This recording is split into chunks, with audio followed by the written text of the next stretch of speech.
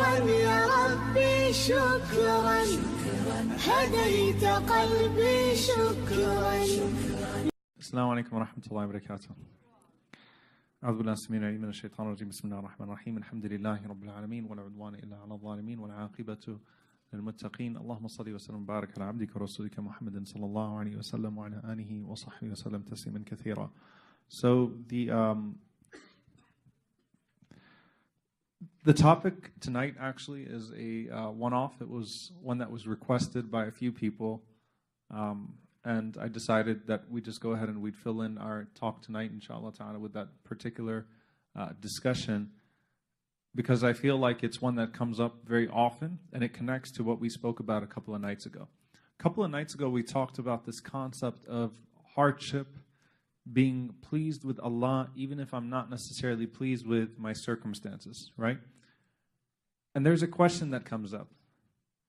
At what point do I stop making dua for something? At what point do I stop praying for something? See, meaning, I'm not praying for something wrong, or I don't think I am. I asked Allah for something that I thought was good. At what point do I take a hint from the divine and say, you know what, maybe I should not keep on making dua for the same thing over and over and over again? So that topic came up, and I wanted to cover some of the foundations of that discussion on delayed ijabah, delayed answer to dua, and of course eventually fade into that question as a whole. So let's lay the foundations to how we answer that question in the very first place. Number one, no is an answer. All right? So you can't say Allah didn't answer me if Allah answered no. All right? No is also an answer. So Allah says, call upon me and I will answer you. وَإِذَا سَأَلَكَ عِبَادِي عَنِّي فَإِنِّي قَرِيبٌ أُجِيبُ دَعْوَةَ الدَّاعِ إِذَا دَعَانِ فَلْيَسْتَجِيبُوا لِي وَلْيُؤْمِنُوا بِي لَعَلَّهُمْ يَرْشُدُونَ. So the answer is no. That's also an answer. All right? So we have sometimes what we take as no answer is actually the answer of no. And that's a very big problem when you're talking about how you approach dua as a whole. So that's the very first thing. Number two, Allah lays the condition that if you want Allah subhanahu wa ta'ala to answer you, then make sure you answer Him as well. Your relationship with God can't be transactional. I'm going to say that again. Your relationship with God can't be transactional. It can't be that I want something done, so let me go ahead and call upon Allah subhanahu wa ta'ala. Okay? Your relationship with Allah subhanahu wa ta'ala has to be more than that. Okay? More than that. All right. The next thing in that regard, there are things that inherently prevent a dua from being answered. And that would be sins, right? There are ways in which sins can prevent a dua from being answered altogether. And then the last foundation really plays or really fades into this larger discussion of the delay, that we as human beings are very hasty. And hastiness is a relative term. What that means is that what's considered slow and what's considered fast, depends on the pace that is determined in accordance with a particular people's context. Meaning what? How many of you remember dial-up internet? You guys remember dial-up internet? Some of you don't. You're showing your age. All right. Dial-up internet. Remember AOL 1.0, 2.0, 3.0, 4.0? The funny sound started getting a little less funny. It started logging on a little bit quicker. We used to switch between Earthlink and all those different types of things and try to figure out dial-up internet. That was fast, or what we would have considered fast has changed, right? What we would have considered fast is changed. Now you look at, how fast you can make your already fast. Just make it rapid, right? And sometimes it's so fast that you can't even tell, so you have to do one of those speed tests, right? See how fast it's going. So pace changes. And our overall lack of attention span also plays into our expectation of Allah subhanahu wa ta'ala in dua, by the way. خُلِقَ الْإِنسَانُ مِنْ عَجَلٍ. All right, so people were already created hasty in their nature. And if you could define the 21st century, you could define it by many themes, but one of the things you could define it by is definitely haste. That we are a more hasty portion of humanity than possibly any other group of humanity that's ever existed by virtue of what's available to us. Right? We are hastier now because we can get things done quicker now than ever before, With haste comes impatience. With haste comes laziness. With haste comes impatience. With haste comes laziness. Both of which are detrimental to spirituality. Right? So now you got Alexa. All right? And she's not mahram to you. All right? No, she's kind of weird. I'm just going to say that. All right? I'm going to put that out there. It's something weird about having a robot in your room. But turn off the lights. You just give commands and you get it done. You can't even get up to do something anymore. Everything is just spoken. So with ajal comes impatience and also laziness. Both of the things that find themselves within the equation of dua that Allah mentions, that the Prophet ﷺ mentions. Because the first one is, don't be hasty with Allah, don't get impatient with Allah. The second one is, have your own agency. You've got to do your part. So both of those things are eliminated by accessibility and by the relative ease with which we get everything else done in life. All right? The convenience and the relative ease of which we get everything else we've done in life. So let's put it this way. You want to upgrade your dial-up connection in dua to, fiber without making the proper, jump within your own spirituality for that to actually be a realizable goal. All right? The Prophet ﷺ also mentioned that a general quality, al-ajalatu min ash-shaytan, hastiness is from the devil. Meaning hastiness is not just problematic in dua and supplication. Hastiness is problematic in everything that you do. Okay? Hastiness means you ignore details, important details, even if you're doing something that's, not necessarily bad, that's good in its nature. Hastiness means that you get frustrated very easily, right? Hastiness means that you're impatient with the promise of Jannah, because I'm not really sure that Jannah is there and that I'm going to get what I really want to get in Jannah, so let me go ahead and try to create my imperfect paradise in this world, because I'm not so sure about a perfect paradise anymore, or I don't know that I'm going to make it to that perfect paradise quick enough. So let me go ahead and hurry up and create my flawed paradise, my imperfect paradise in this world. So there's impatience with the nafs, impatience with the soul, right? So haste is a problematic quality in general that needs to be tamed. So if you want to tame hastiness in dua, you need to tame hastiness as a quality. All right, learn to be more composed, learn to pace yourself, learn to work for things that you're not necessarily going to see the result of in any foreseeable future.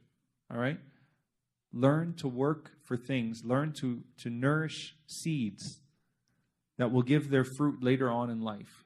Right? If you think about successful business people, most people that made it in life, if you think about it from a dunyawi perspective, from a worldly perspective, from a material perspective, they did not get rich off of a get-rich-quick scam.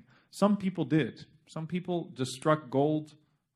Something happened and they just got really, really lucky, quote-unquote lucky, right? Allah subhanahu wa ta'ala tested them.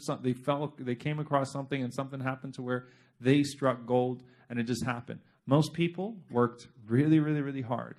But you can't package that in an infomercial. All right, just hard work and grinding and doing what you have to do to succeed. Right? Because that's not attractive, right? That's not what that doesn't come in a can. It doesn't come packaged. It doesn't come with a nice ad. That's just hard work, and most people are not willing to put in the hard work for success to be realized from a worldly perspective. That translates into laziness with your spirituality too. Meaning if you're mediocre in your pursuit, you're mediocre in your pursuit. If you're mediocre in your pursuit of dunya, then you're mediocre in your pursuit of akhirah. If you don't have ihsan, that's what the khatira was about today, right? The talk was about today. If you don't have ihsan, excellence in one thing, you're not going to have ihsan in anything.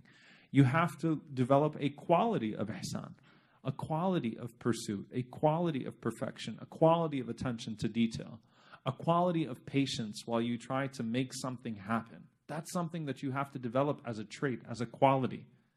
So now, how do we get to dua? So we set both the creedal aspects, the foundations, and then we set the personality aspects of it. That you want to eliminate haste as a whole. Al-ajal is a bad trait to have, and you need to do away with hastiness, and you need to do away with laziness, and you need to learn to be more patient when you try to seek out the results of something. a few things here as well, and this is the last thing, then I'm going to go to the particular reading that we're going to do for tonight, inshallah ta'ala. We also know that the Prophet sallallahu alaihi wasallam said that Allah subhanahu wa ta'ala answers your dua in one of three ways. So, again, we said sometimes no is an answer. The first way is that Allah subhanahu wa ta'ala gives you what you ask Him for. The second way is that Allah subhanahu wa ta'ala averts a harm that is equivalent to that dua. So basically Allah says no and it's for your own good. He holds it back from you because it's for your own good. And the third one is that Allah subhanahu wa ta'ala saves it for you in the hereafter. Okay? He saves it for you in the hereafter. All right? The point is that no dua, no supplication is made in vain. Even the dua of Iblis, even the dua of the devil was not made in vain. And this can get really interesting for people. Okay? There's the dua of the Prophet sallallahu alaihi wasallam. The saying of the Prophet sallallahu alaihi wasallam about this man that's lost in the desert, and he calls out to Allah subhanahu wa ta'ala, and he says, Ya Rab, oh my Lord, oh my Lord. And the Prophet sallallahu alaihi wasallam said, his food is haram, his drink is haram, غُذِيَ بِالْحَرَامِ, his clothes are haram, he nourished himself with haram. أَنَّا يُسْتَجَابُ لَهُ, how can he be answered? But then Allah tells us in the Quran that Shaitan said, قَالَ رَبِّي أَنظِرْنِي إِلَى يَوْمِ يُبْعَثُونَ, delay me until a day or give me respite until the last moment. So give me a delay. The ulama reconcile the two with a few things. Number one, that the shaitan had so much good that he had done prior to his fall, that was the currency with which he brought to his dua. That's one that the scholars mentioned. The second one is that sometimes Allah curses a wicked person by giving them exactly what they ask for. And He blesses a righteous person by withholding from them exactly what they're asking for.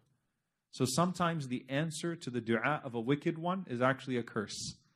Shaitan being granted respite is not good for him. He's making his hellfire worse. He's making his misery worse. So he did not ask Allah subhanahu wa ta'ala for something good for him. He asked Allah subhanahu wa ta'ala for something bad for him. And that is in fact a punishment for him that Allah subhanahu wa ta'ala granted him that respite, though he thought it was good for him. So it's an interesting way that you find that the scholars reason with these different texts. Now, the particular text that we're going to go over tonight, which addresses this idea of delay, ta'khir al-ijaba, delay in the answer to your dua. I make dua, I don't get the answer. At some point, what's the point of dua? And that's what the Prophet ﷺ said the real harm is. There's a hadith in Bukhari and Muslim, it's a long hadith and I'll paraphrase it, where the Prophet ﷺ says, يَظَلَّ الْعَبْدُ يَدْعُو, a servant keeps on calling to Allah subhanahu wa ta'ala, calling to Allah subhanahu wa ta'ala, and Allah will answer him so long as he does not say, I made dua for such and such, and Allah did not answer me, and then he gives up his dua as a whole, meaning he stops supplicating as a whole, he stops believing in dua and the power of dua. So because of this one dua that I was making, and I wasn't getting the answer that I wanted, right? I forsake dua as a whole.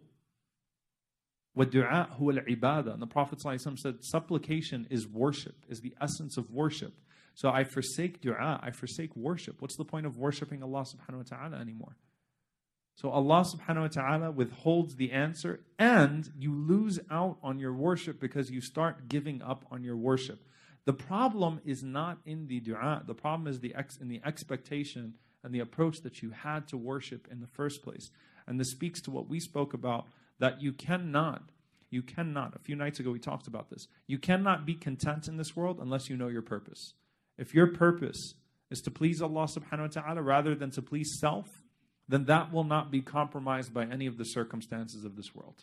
If your purpose is to use Allah to please self and use everything around you, including religion, to please self, then you will always be miserable because the self will never be pleased enough. So eventually all of that will diminish and you'll give up on it, right?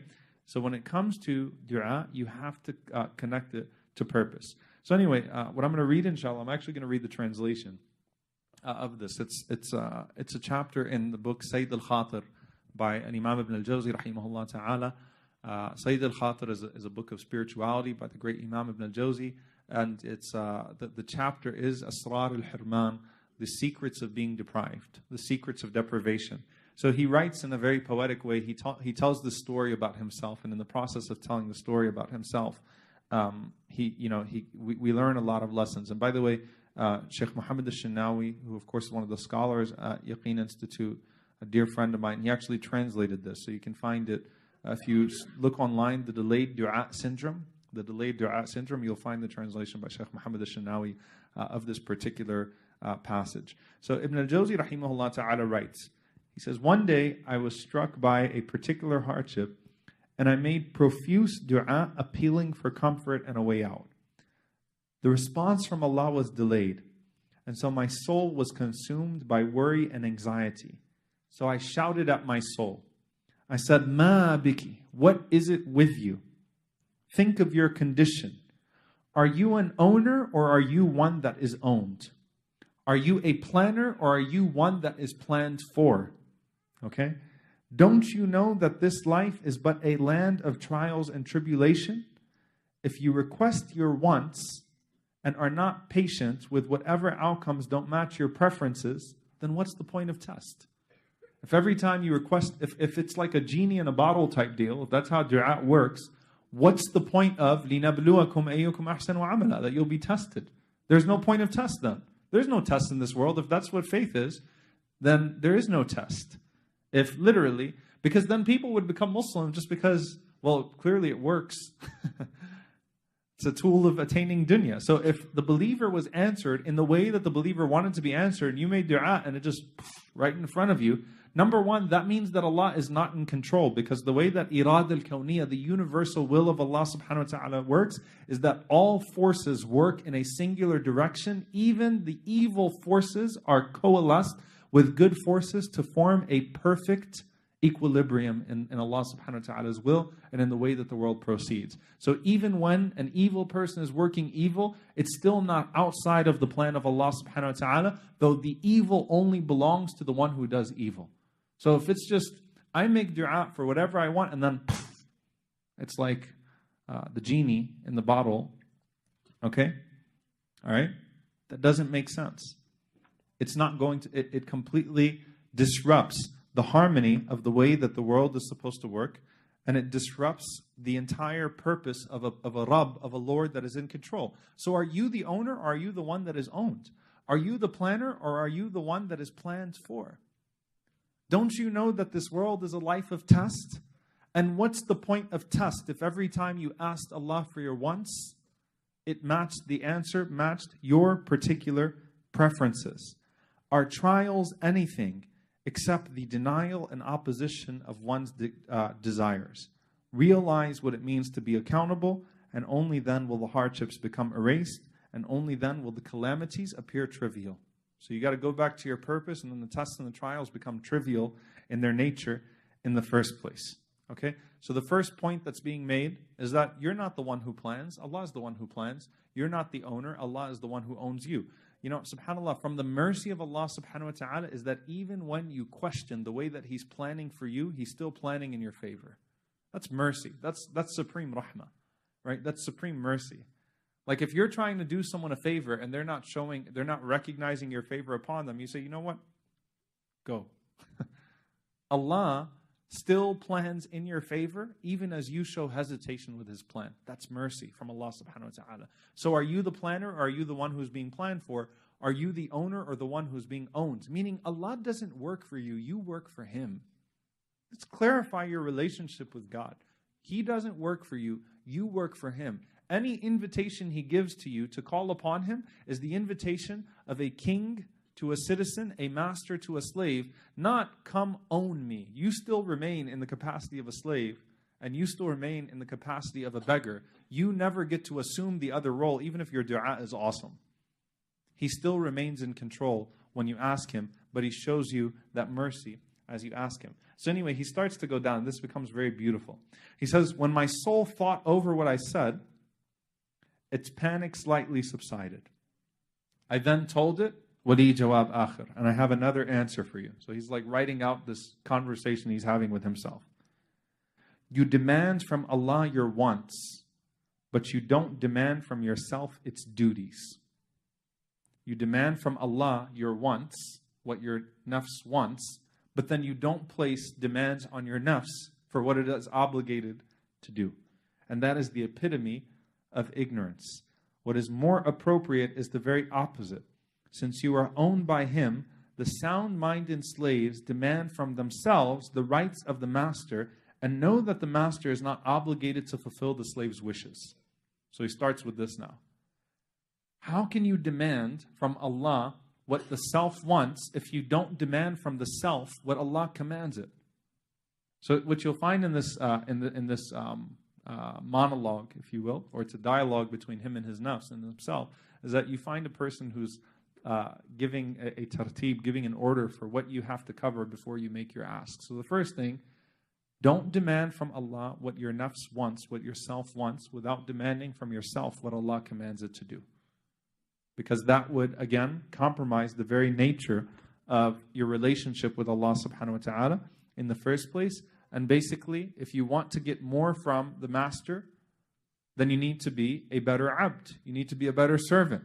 So the servant understands that by fulfilling more of the master's duties, that they rise up in the master's favor and the king's favor, and that Allah subhanahu wa ta'ala bestows upon that person. Then he says, my soul calmed more than it had before. So he's like, I'm calming down my nafs. I'm in a hardship and I'm not getting my answer to dua. I'm calming down myself. He said, the self calmed down more. And I said to him, or I told it, I have a third answer for you. You are the one who delayed the response and blockaded its path with your sins. Had you opened its roads, it would not have been hastened. It's as if you don't know that the ingredient for comfort is taqwa.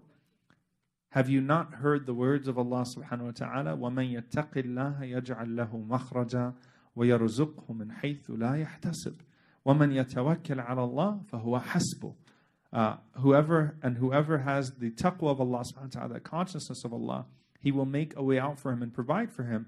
And whoever has the taqwa of Allah subhanahu wa ta'ala, Allah will place ease for him in all of his affairs. Don't you understand that the opposite of taqwa, the opposite of God consciousness, results in the opposite? Oh, how the drunkenness of ghafla, of being heedless, prevents the water from reaching the land of our wishes.